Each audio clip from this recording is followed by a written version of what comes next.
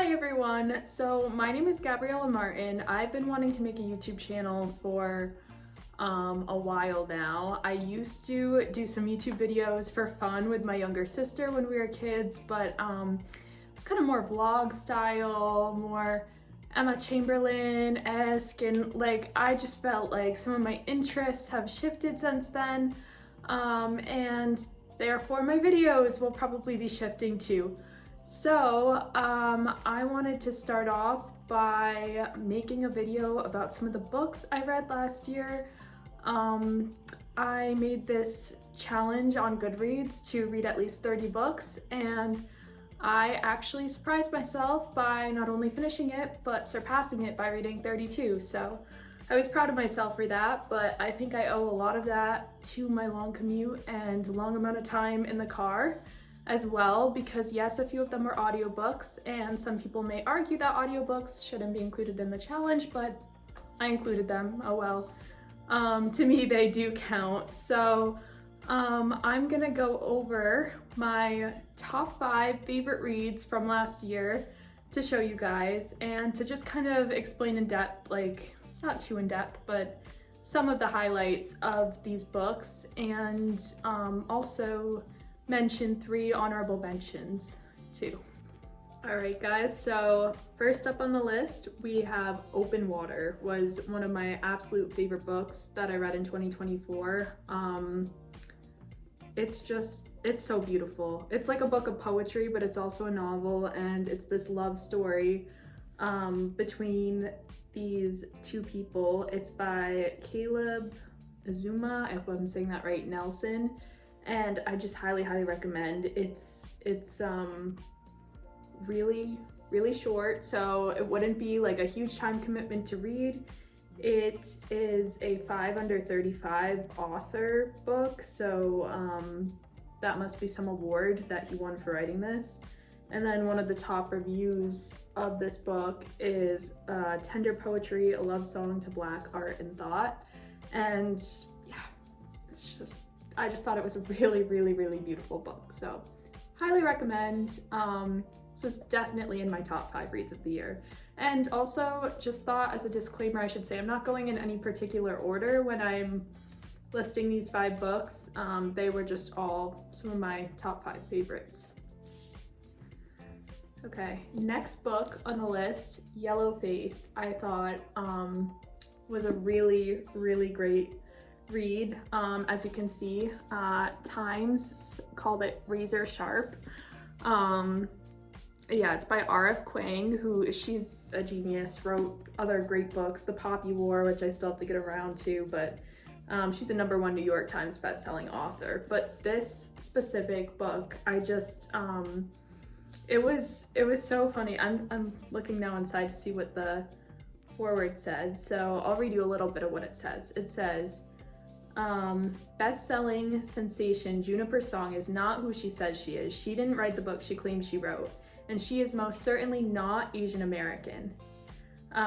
So that's kind of like a little excerpt. She's basically pretending she wrote this book, and she steals it from her Asian American friend, who ends up, well, I won't spoil anything early in the plot, but anyway, she somehow steals the book that her Asian American friend was writing, claims it's her own, and becomes really like involved in this web of lies that gets kind of worse and more tangled for her as the plot goes on.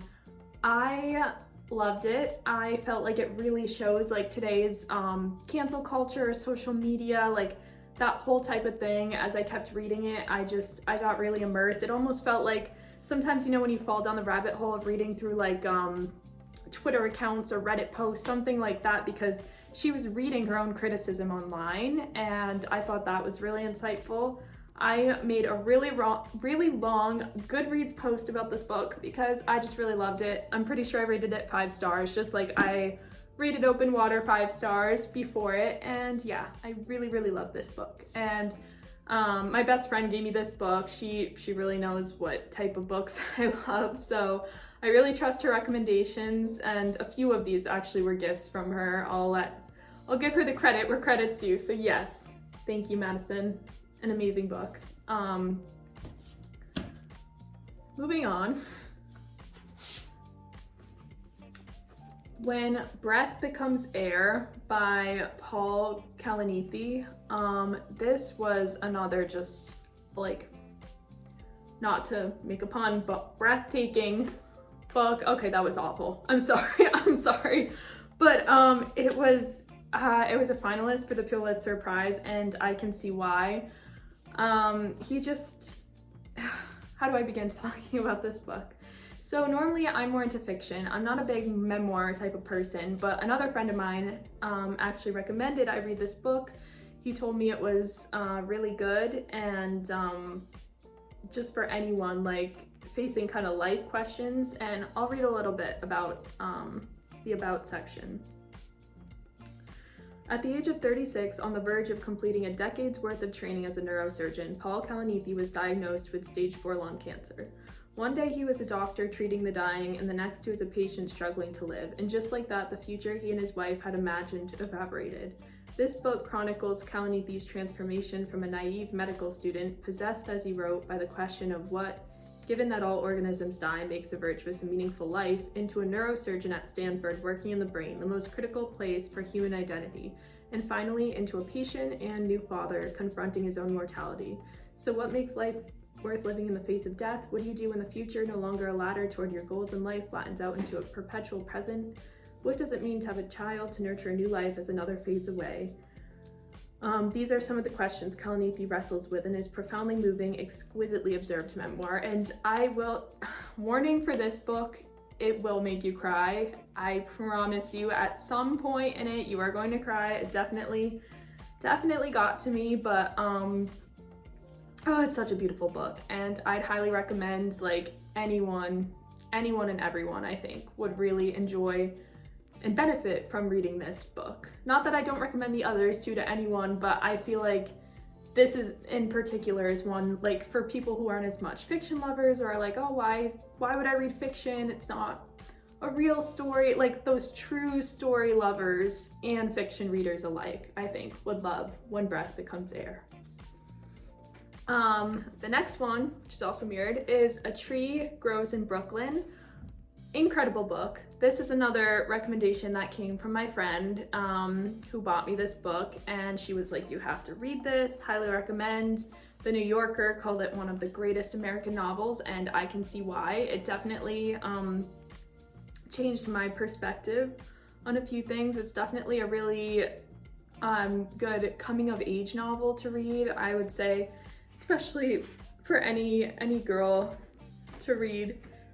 I think would enjoy it. And yeah, it talks about this girl, Francie, and what it's like for her to grow up in Brooklyn, and how it's all interconnected. And it's set at the turn of the 20th century, and yeah, it just kind of shows her hardships, but also just her day-to-day life. And yeah, I feel like it's one of those novels you have to kind of read it and experience it to fully get the full picture of it, because there's so many parts of it that instead of like one consistent plot or something, it almost feels more like you're living her life with her for the first like 20 or so years, which is really cool, honestly. So highly recommend this book, A Tree Grows in Brooklyn. Okay, so the fifth book that I had on my favorite books list for 2024, I actually don't own a copy of in person, but this book was, I think it was an audiobook I listened to. I'm almost sure I listened to it on audiobook, but I just remember I laughed out loud at parts of this book. And I'm not a big like laugher out loud while reading a book normally. You know, I've read a lot in my life, and I go to plays, I'll laugh at plays, but it's like more rare when it comes to reading books. But the dialogue was so funny. This book is called Funny Story by Emily Henry, and it's so funny that this came in my top 5 for books, because I'm not a big romance reader either. I'm not, like, I will enjoy a romance read once in a while, but not always. So even though generally romance isn't like my top genre, like, don't get me wrong, I love a romantic subplot, but when it's like the main focus of the story, isn't always my like favorite genre, because some of them can be almost too cheesy, and sometimes the prose is just a little like, you know, like on the nose or whatever. But Emily Henry just has a way of writing dialogue that it really gets me. It's funny, it's witty, but not without giving the characters depth and emotion. Like they just don't come off the cuff with these witty comments constantly, without also kind of showing their more emotional sides and their feelings toward each other and toward their friendships and all of that. I thought Funny Story was a blast. Honestly, it was, yeah, I am now struggling to remember the full plot, if I'm being honest, but wait. Okay, I had to look up a refresher on the plot, but basically what it is it's almost the storyline of like the other people in that classic trope of when like one person like leaves someone for another person. It's like, oh, what happens to the person who gets left behind? So it follows the main character of Daphne, whose fiance leaves her for his childhood best friend, because of course he has that revelation of, oh wait, shoot, I'm in love with my best friend since childhood, but it's from Daphne's perspective this time, of being the one who's left. And then she actually is forced, oops, sorry, my phone charger. But she actually is forced to room with, oh my God, what's his name? I think his name is Miles, who was, okay, this is getting really complicated. The girl who her fiance left her for, is Miles's ex. So basically they were both left behind by these other people who got together, then they're forced to room together, kind of trying to repair like the damage done by both being left by these other two people.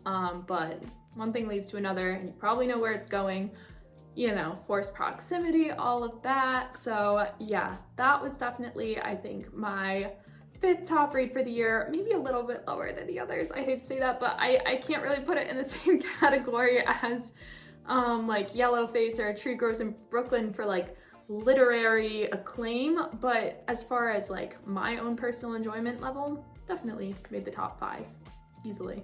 So I did put together 3 honorable mentions as well for top books that I read in 2024. So on that list was Remarkably Bright Creatures, which was a great book. It went back and forth between mainly 3 narrators: Tova, this older woman who works night shifts in an aquarium as a janitor, the octopus who she takes care of, who's named Marcellus, and I loved reading from Marcellus's perspective, because how often do you get the viewpoint of an octopus when you're reading a book? I thought that was incredible. And then Tova's grandson, I believe, was the 3rd narrator, that it went back and forth between all these people in Remarkably Bright Creatures, and it all tied together and blended in the end. But that was a really beautiful story. Didn't make my top 5. I can't really say why exactly. I just, you know, I didn't love it quite as much as some of the others I mentioned earlier, but it was still an amazing book. First Lie Wins. This was a book I listened to through audio, but I will say it had me kind of on the edge of my seat the whole time, because it did the whole unreliable narrator thing where you're not sure why the main character is behaving the way she is. For the first maybe full quarter of the book, you're like, what is she doing? And she's, there's a part of the book where I think she has to like pretend that she's lived in an apartment for a while, even though she hasn't. So she's kind of like filling the fridge with like half-used ketchup. She's pouring some of the ketchup down the drain, and you find out why later in the book, why she kind of has to fake her identity and all this stuff. But it's really interesting, I thought, and that was definitely a top read for like mystery suspense type of read.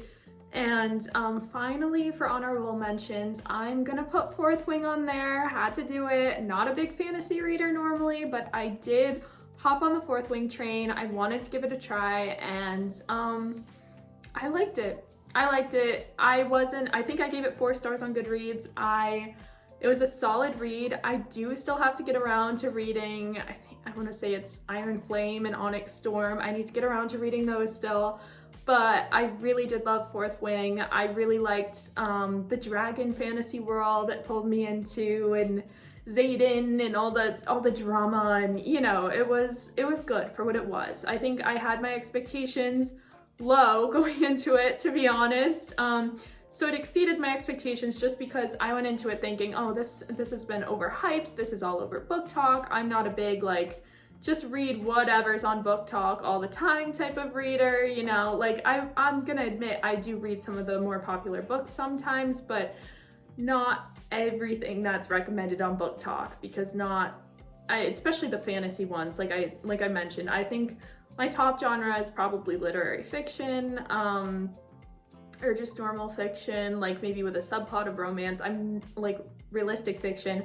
I'm not a huge fantasy, romantasy, like that type, but I did enjoy Fourth Wing, and I was thinking to myself, I was like, hey, maybe I should branch out into the fantasy world more than I have already in the past. So we're gonna see about that. But yes, those were my honorable mentions for 2024.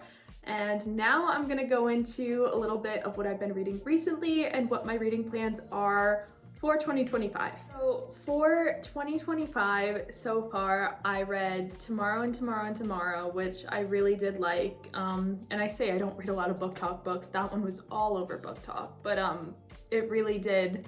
I understand why it got so much hype on Book Talk. Again, very, very good book. I think I gave that one a 4-star on Goodreads. Maybe still didn't reach the level of my top 5 that I shared in this video, but it was a great book. I read First Line Wins by Frida McFadden.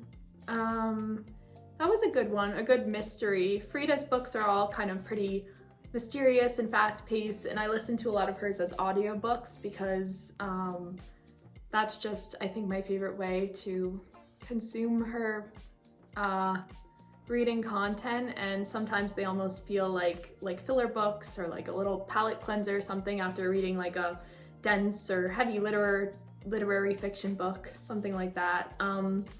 So the most recent book I finished was Beautiful World, Where Are You by Sally Rooney. I actually just finished it this week. I think this might make my top 5 for this year. It was a beautiful book. I loved it. I loved how raw and intimate and brutally honest the characters were and the way they could be. I thought it was a great book. Very well written. And now, staying on the topic of Sally Rooney, I'm actually a part of a book club with a few friends, and our next read coming up is Intermezzo, which I'm super excited to get into. I've heard great things about this one, so this is my next read coming up. As far as my Goodreads goal for this year in 2025, I definitely did not make it 30 books again. I think I could do it, but at the same time, I did just transition into a brand new job, which is a lot busier than my old job was. Luckily, I don't have that long commute anymore, but that being said, it also means I'll probably have less time for audiobooks during the day, more time, you know, interacting with people at work, which is for the best, but also it just might knock down the level of books that I'd be able to read just for fun. And this year I really wanted to focus on quality over quantity. I do feel that to hit my goal last year, I would just sometimes choose like a random mystery audiobook like I talked about and just kind of like try to zoom through to kind of hit that mark at certain points, and I didn't want it to be that way again. So my goal for this year, I'm just giving myself 15 books. I think I'll be able to do that really easily, but like just to enjoy, and I really want to read like some high quality books. So I think 7 Days in June is on the list. I want to read something by Kristen Hanna because she's a really popular writer right now that I've heard great things about. I keep seeing people crying everywhere online over The Nightingale, so kind of scared, but also excited to read a book by her. I want to read A Little Life eventually, another book I'm a little bit scared about, but also excited to read. And yeah, I Love you guys. I love this new channel, and I wanted to start with a book video, but that's not the only thing I'm gonna be posting. I'm a songwriter. I like writing songs. I like writing poems. I'm a writer myself, so sometimes I work on writing poems, as I mentioned, or there's a novel I'm working on. Everyone's working on a novel, aren't they? But I am trying to get that down as well, so I'll probably give some updates on here about just kind of whatever I feel like. And I've been wanting to do this for so long. I remember it was a really fun creative outlet to have. Even when I was younger, me and my sister, I kind of wish I appreciated it more at the time, because sometimes I would be so busy with school, I would kind of be like, Catherine, no, I don't want to make a video today, no, not today. And like, now here I am being the one making a video by choice, and she would be like, are you kidding, Gab? Like, seriously, now you're making a video? But yeah, I kind of missed this platform. I missed getting to talk about some of my passions to a camera, just kind of, you know, I think it's a really fun thing. And I say to a camera, but it's more to connect to the person on the other side of the camera and other people online. And I just think it's really cool how, yes, the internet can be a sucky place. Yes, it can be awful, but it can also be such a big catalyst for connection for people. And there's a lot of really beautiful spaces on the internet. I've found some great YouTubers recently that I'd love to share to further along. I think Morgan Long is one of them. I love her videos. Shout out Morgan. She makes such like calming, relaxing content. Shout out my friend who is also a YouTuber. Her name is Ciara Knits. But yeah, I can link some of them below in the future. But yeah, you guys can expect more videos from me. Let me know what you want to see or hear in the comments. And yeah, until next time.